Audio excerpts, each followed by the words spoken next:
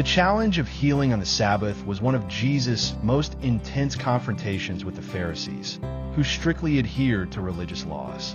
For them, the Sabbath was a day of absolute rest, and all work, including healing, was forbidden. Jesus entered a synagogue on the Sabbath and saw a man with a shriveled hand.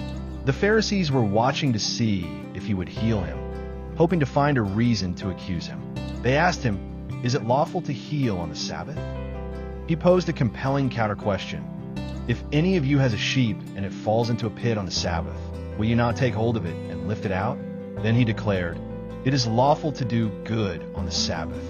Jesus made it clear that compassion and helping people are more important than rigid adherence to the law.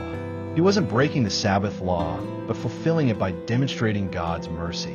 Jesus also encountered a paralytic man who had been lying by the pool of Bethesda for 38 years. Jesus told him, "Get up, pick up your mat, and walk." The man obeyed and walked away with his mat, but was immediately criticized by the Jews, often the Pharisees, for working on the Sabbath. Jesus responded, "My Father is always at his work to this very day, and I too am working." This statement affirmed his authority and declared that his work was a continuation of God's work, who never stops acting for salvation. Jesus also healed a woman who had been crippled by a spirit for 18 years. She was healed instantly. The synagogue leader was indignant and said to the crowd, "There are 6 days for work, so come on those days to be healed, and not on the Sabbath."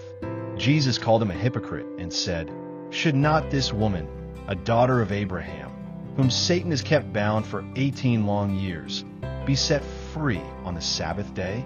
Jesus emphasized that the law was made for people, not people for the law. He showed that freeing someone from suffering is a noble act, fully aligned with God's will. Jesus faced not only temptations of power or hunger, but also challenges from religious laws and traditions themselves. He used his wisdom and power to prove that love and compassion are the highest principles of God.